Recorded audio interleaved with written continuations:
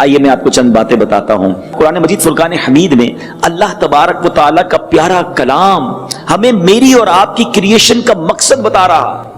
اللہ فرماتا ہے تو کیا یہ سمجھتے ہو کہ ہم نے تمہیں بیکار بنایا ہے اور تمہیں ہماری طرف پھرنا نہیں ہے؟ Look at the way of قرآن کہ تمہیں بیکار نہیں بنایا. You have to come towards us. تمہیں آنا ہے ہماری طرف اور آ کر جواب دینا ہے۔ اللہ کریم قرآن مجید فرقان حمید میں سورہ ملک میں ہم نے کئی بار سورہ ملک پڑھی ہوگی۔ ایک تو یہ بڑا پرابلم ہے کہ ہم قرآن پڑھتے نہیں، پڑھیں تو سمجھتے نہیں، میسج آف قرآن ہم نہیں جانتے۔ سورہ ملک میں اللہ تبارک و تعالیٰ ارشاد فرماتا ہے why he create us الذی خلق الموت والحیات لیبلوکم ایکم احسن عملا۔ What is the meaning of that verse؟ قرآن کیا فرماتا ہے؟ وہ جس نے موت اور زندگی پیدا کی کہ تمہاری جانچ ہو کہ تم میں کس کا کام زیادہ اچھا ہے۔ موت اور زندگی کے پیدا کرنے کا مقصد بیان کر رہا ہے قرآن۔ ہم کیوں آئے دنیا میں؟ ایکچولی دس دنیا، this world is examination hall. ہمارا یہ نارملی 3-4 گھنٹے کا پیپر ہوتا ہے نا، یہ سمجھ لیں 50 60 70 سال کا پیپر چل رہا ہے۔ یہ ایک ایگزام ہو رہا ہے ہمارا تاکہ ہم دیکھیں الذی خلق الموت والحیات لیبلوکم ایکم احسن عملا، کون اچھے عمل کر کے آتا ہے۔ ہو سکتا ہے آپ کہیں 50-60 سال کا بھی کوئی امتحان ہوتا ہے۔ ارے جناب اس کا پھر رزلٹ بھی تو بہت بڑا ہے نا، کیونکہ جو لوگ جنت میں چلے جائیں گے، جن کو ریوارڈ دیا جائے گا، وہ کوئی 100 سال 200 سال کے لیے نہیں جائیں گے، ہمیشہ ہمیشہ ہمیشہ جنت میں رہیں گے۔ اور جن کا ایمان برباد ہو گیا، جن سے رب ناراض ہوا اور اگر انہیں جہنم میں ڈالا گیا تو وہ بھی ہمیشہ ہمیشہ ہمیشہ جہنم میں رہیں گے۔ جب اتنا بڑا رزلٹ آنا ہے، جب اتنا بڑا ریوارڈ یا پنشمنٹ سامنے ہو، آپ نے سب نے امتحانات دیے ہیں، آپ نے سب نے اپنی ڈگریز کے لیے بڑی محنت کی ہے، مگر میں آپ سے پوچھنا چاہتا ہوں جس ایگزام کے لیے آپ نے راتیں جاگی، جس ایگزام کے لیے آپ کے اوپر ٹینشن سوار ہوا تھا، اگر آپ اس ایگزام میں فیل ہو جاتے تو and of the day result کیا ہوتا؟ ایک اور سپلیمنٹری کا موقع ملتا، ایک اور ٹرائی کا موقع ملتا، شاید 1 سال آپ کی محنت کا ضائع ہو جاتا۔ دیٹس اٹ، یہی ہونا تھا نا۔ اس 1 سال کی محنت ضائع نہ ہو، اس کے لیے آپ نے نیندیں بھی قربان کی، آپ نے ڈیفیکلٹی بھی کی، ٹیوشنز بھی لیے ہوں گے، بڑا پریشر بھی لیا، مگر وہ امتحان جس کی میں بات کر رہا ہوں، اگر اس میں کوئی ایک بار فیل ہو گیا نا، there is no supplementary paper, there is no other chance to، دوبارہ پیرنٹس کا کوئی چانس نہیں ہے، اس میں ایک ہی بار امتحان ہوگا، اسی وقت رزلٹ اناؤنس ہوگا، قبر میں پہلا امتحان ہوگا۔ جاتے ہی 3 سوال ہوں گے، من ربک، ما دینک، ما کنت تقول فی ھذا الرجل۔ یہ 3 سوال پیپر بھی آؤٹ ہے، ادھر تو پیپر آؤٹ نہیں ہے، آخرت کا تو پیپر بھی آؤٹ ہے، اس کے جواب بھی ہمیں پتا ہے۔ لیکن جیسے ہی وہ بندہ جواب دے کر فارغ ہوگا، 4 مہینے 6 مہینے بعد رزلٹ اناؤنس نہیں ہوگا، right away then and there, جیسے ہی صحیح جواب دیے قبر میں جنت کی کھڑکی کھل جائے گی، قبر جنت کا باغ بنا دی جائے گی، کفن جنتی کفن سے بدل دیا جائے گا، اور ادھر اس نے رانگ جواب دیے۔ ہو سکتا ہے کوئی سوچے جب پیپر کا جواب پتا ہے تو دے دیں گے جواب، یہی تو اللہ کی مشیت ہے، ہم سب کو جواب پتا ہے، مگر قبر میں جا کر جواب وہی صحیح دے گا جس سے رب راضی ہوگا۔ اس سے اللہ ناراض ہو گیا نا، ایمان ہی چلا گیا، وہ بندہ کہتا رہے گا ہائے ہاتا لا ادری، ہائے افسوس میں کچھ نہیں جانتا۔ اور پھر اس کے بعد کیا ہوگا؟ there is no supplementary paper، right away اس کی قبر میں جہنم کی کھڑکی کھل جائے گی، سانپ اور بچھو قبضہ کر لیں گے۔ ذرا سوچئے، اتنا خطرناک، اتنا کروشل، اتنا امپورٹنٹ ایگزام ہم نے دینا ہے، اس کی تیاری کہاں ہے؟ اس کی ٹیوشن کہاں ہے؟ اس کے لیے سوچ کہاں ہے؟ اچھا دنیا میں آپ کو پتا ہوتا ہے آپ کا امتحان کب ہے، everybody knows very well that April میں ہوگا، مارچ میں ہوگا، مارچ کی 20 تاریخ کو ہوگا، یار مارچ کا مہینہ کوئی آؤٹنگ نہیں، تیاری کروں گا، اور پیپر کے دنوں میں تو سوال ہی پیدا نہیں ہوتا، کوئی دعوت کہیں نہیں جا سکتا۔ you make your schedule، اپنے امتحان کی ڈیٹس کو سامنے رکھ کے آپ نے شیڈیول بنایا تھا، مگر قبر کے امتحان کی ڈیٹ ہم میں سے کسی کو بھی نہیں پتا، وہ آج رات بھی ہو سکتا ہے۔ جی ہم آج رات بھی قبر میں جا سکتے ہیں اور اپنے قبر کا امتحان دینا پڑ جائے گا، مگر شیطان ہے کہ نہ اس طرف سوچنے دیتا ہے، نہ اس کی تیاری کرنے دیتا ہے. ہم اس طرح کے جب بیانات کرتے ہیں نا تو کچھ لوگ ہمیں کہتے ہیں یار آپ ڈراتے بڑا ہیں, آپ موت کی بات بہت کرتے ہیں. میں آپ سے ایک بات چلے, میں موت کی بات نہیں کرتا, میں مرنے کی بات نہیں کرتا, میں قبر کی بات نہیں کرتا, تو کیا ہم مرنے سے بچ جائیں گے؟ ہم قبر میں جانے سے بچ جائیں گے؟ We have to go. عربی کا کمال کا مقولہ ہے الموت قدح کل نفس شاربوها. موت ایک ایسا جام ہے جو ہر زیرو نے پینا ہے. الموت باب کل نفس داخلوها. موت ایک ایسا دروازہ ہے جس سے ہر کسی نے گزرنا ہے. تو جب ہم نے جانا ہی ہے اور ہمارے سامنے لوگ جا رہے ہیں, ایسا تو نہیں ہے کہ کراچی میں ہم نے کوئی موت ہی نہیں دیکھی. کتنے جنازے پڑے کرونا کے زمانے میں, کتنے لوگوں کو قبر میں اتارا ہوگا ہم نے, ہمارے اپنے چلے گئے. کبھی زندگی میں نے تو نہیں دیکھا تھا ایسا کہ جب صبح اٹھتے تھے تو 10 15 جنازوں کے میسج ہوتے تھے. جس تیزی کے ساتھ پچھلے دنوں لوگ دنیا سے گئے, یہ ہم سب کے لیے میسج ہے کہ جنازہ آگے آگے کہہ رہا ہے اے جہاں والو میرے پیچھے چلے آؤ, تمہارا رہنما میں ہوں. میرے پیارے پروفیشنلز, آپ کی لائف کے آپ ٹارگٹ سیٹ کرتے ہیں, گول سیٹ کرتے ہیں. یہ پلاننگ ٹھیک ہے, اگر آپ کرتے ہیں تو کوئی پرابلم نہیں, اگر شریعت کے تقاضوں کے مطابق ہے. مگر اس پوری پلاننگ میں جنت میں جانے کی پلاننگ کہاں ہے؟ اللہ کو راضی کرنے کی پلاننگ کہاں ہے؟ ایسا تو نہیں ہے نا کہ ہمیں کوئی ایکسٹرا ٹائم ملے گا.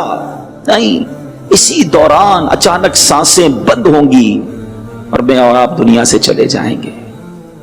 میرے پیچھے اسلامی بھائیوں, اللہ کے حبیب صلی اللہ تعالی علیہ وسلم کی کمال کی حدیث آپ کو سناتا ہوں. میرے آقا ویسے ہی سبحان اللہ جو فرمائے وہ کمال ہے, اور اللہ نے ایسے کلمات عطا فرمائے کہ چند جملوں میں, وہ کہتے ہیں نا دریا کو کوزے میں بند کر دینا. اللہ اکبر, بیوٹیفل حدیث پاک. اور اگر اسی ایک حدیث کو آج آپ سمجھ جائیں, یاد کر لیں, میں سمجھتا ہوں میرا بیان کمپلیٹ ہوا اور ہماری زندگی آسان ہو جائے گی. اللہ کے حبیب علیہ الصلوۃ والسلام فرماتے ہیں اغتنم خمسن قبل خمسن. 5 چیزوں کو 5 چیزوں سے پہلے غنیمت جانو. ذرا غور سے سنیے. نمبر 1, آقا فرماتے شبابک قبل حرمک. جوانی کو بڑھاپے سے پہلے غنیمت جانو. میرے وہ بھائی جو جوان ہیں, جن کے اعضاء سلامت ہیں, جس کو کہتے ہیں کہ ہمت والے ہیں, یہ دن یقیناً لوگ دنیا کے ٹارگٹس اچیو کرنے میں گزارتے ہیں, مگر یہی دن بھی رب کو راضی کرنے کے ہیں. بڑھاپے میں جا کر پھر ہمت نہیں بچتی. ہم آپ کو کئی بزرگ ملے ہوں گے جو آج آنسو بہاتے ہیں کہ کاش صحت ہوتی تو میں روزے رکھتا, پیر سلامت ہوتے تو کھڑے ہو کے نماز پڑھتا, میں بھی دین کا کام کرتا. ارے اگر آپ جوان ہیں, اللہ نے اعضاء سلامت دیے ہیں. اور ایک بات یاد رکھیے گا, جوانی کی جو توبہ ہے وہ اولیاء کا شیوا ہے.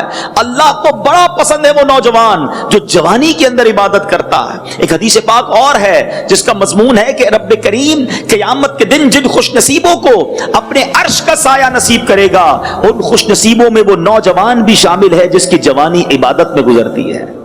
مگر آج کا جوان کہتا ہے ابھی تو مزے کے دن ہیں, ابھی تو عیاشی کے دن ہیں, ابھی تو جوانی ہے, بڑھاپے میں اللہ اللہ کر لوں گا. یہ بھی شیطان کا وار ہے.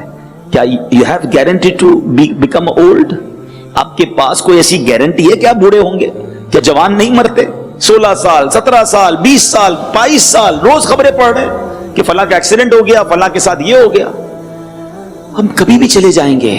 تو آقا کا اس فرمان کو یاد رکھو کہ جوانی کو بڑھاپے سے پہلے غنیمت جانے. سیکنڈ نبی پاک فرماتے ہیں وَصِحَّتَكَ قَبْلَ سَقَمِكَ. صحت کو بیماری سے پہلے غنیمت جانو. اللہ اکبر, یہ اتنی بڑی نعمت ہے صحت. میں آپ کو کیا بتاؤں, ساری دنیا کی دولت ہو کسی کے پاس اور صحت نہ ہو, گردے فیل ہوں, کھا نہ سکتا ہو, بہت ساری بیماریاں ہوں, کیا زندگی ہے اس کی؟ واللہ جو صحت مند ہے وہ بڑا امیر و کبیر ہے, کیونکہ وہ انجوائے کر رہا ہے لائف کو. جب اللہ نے صحت دی ہے نا تو پلیز اس صحت کو غنیمت جانے. یہ بے وقوفی ہے کہ صحت کی حالت میں رب کو ناراض کیا جائے. ارے صحت میں تو رب کو اتنا راضی کر لو کہ اللہ صحت اور باقی رکھے. تو کاش یہ حدیث آج ہم سمجھ کر جائیں کہ جوانی کو بڑھاپے سے پہلے غنیمت جانو, صحت کو بیماری سے پہلے غنیمت جانو.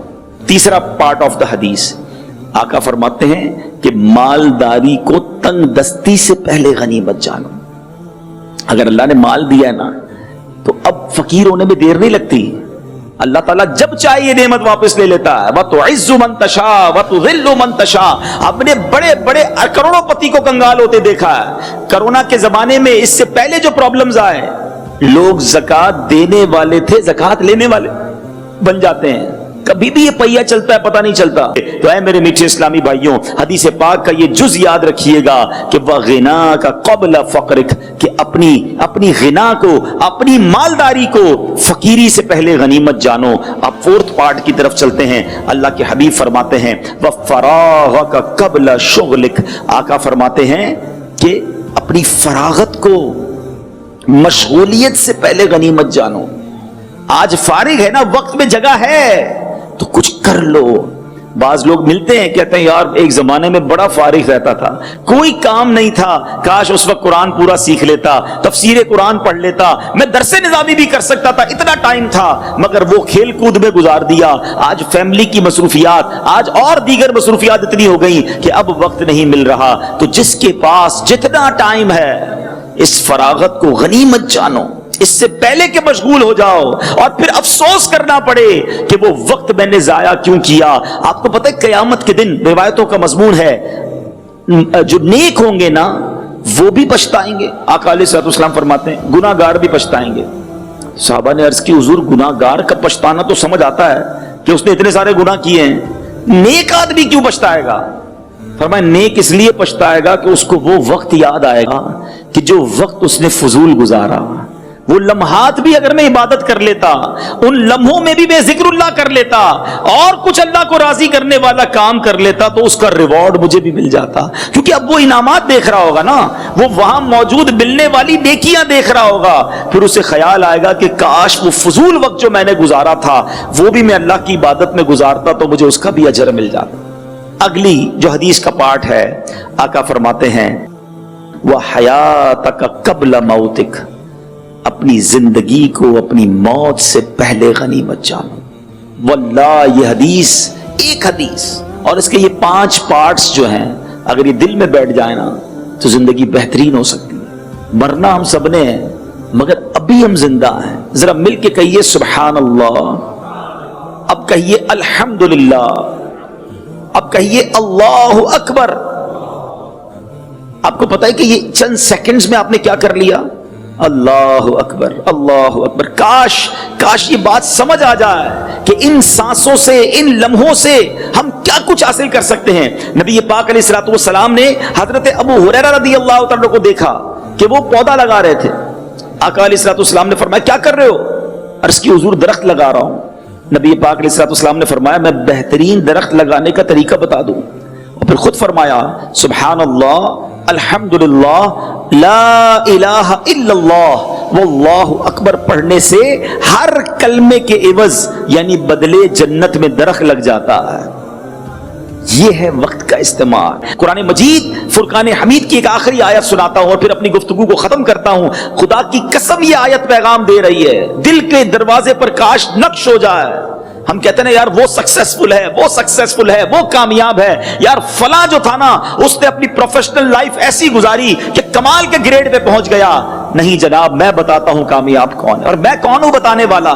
رب کا کلام بتائے گا کہ ہو از سکسیسفل. اللہ اکبر. یہ ایک آیت نے مسئلہ ہی حل کر دیا ہے. کاش یہ سمجھ آ جائے. پارہ نمبر 4 ہے سورہ آل عمران کی آیت نمبر 185 میں کیا فرماتا ہے؟ جو آگ سے بچا کر جنت میں داخل کیا گیا وہ مراد کو پہنچا, وہ کامیاب ہو گیا. جو جنت میں داخل ہو گیا وہ کامیاب ہوا. اب میں آپ سے پوچھتا ہوں, ساری دنیا کی ڈگریاں ہیں ہمارے پاس, اور اگر اللہ ناراض ہے تو کس کام کی یہ ڈگریاں, کس کام کی یہ ترقیاں, کس کام کا یہ نام؟ اللہ کرے کہ ایسی زندگی گزرے کہ اللہ راضی ہو جائے, اللہ کے حبیب راضی ہو جائیں اور وہاں جہنم میں نہ داخل کیا جائے. فمن زحزح عن النار وادخل الجنة فقد فاز. جو آگ سے بچا کر جنت میں داخل کیا گیا وہ مراد کو پہنچا, وہ کامیاب ہو گیا. اللہ کرے کہ ان کامیاب لوگوں میں ہم شامل ہو جائیں. ہمیں لمحہ بھر بھی آگ میں داخل نہ کیا جائے, ہمارا رب ہم سے ناراض نہ ہو. تو اے میرے میٹھے اسلامی بھائی, فقط حلال کمائیے, نمازوں کی پابندی کیجیے, حرام کاموں سے بچیے, اچھے ماحول کو اپنا لیجیے. یہ بات ہمیشہ یاد رکھیے گا. آپ شرابیوں کے ساتھ بیٹھ کر نمازی نہیں بن سکیں گے. اب بدکار لوگوں کے ساتھ بیٹھ کر اللہ کے پسندیدہ بندے نہیں بن سکیں گے. جواریوں کے ساتھ بیٹھ کر کوئی بھی رب کا فرما بردار نہیں بن سکے گا. آپ کو اگر اچھا بننا ہے تو اچھے لوگوں میں بیٹھنا ہوگا. صحبت صالح ترا صالح تنن، اچھے کی صحبت تجھے اچھا بنائے گی. صحبت طالح ترا طالح تنن، برے کی صحبت تمہیں برا بنا دے گی.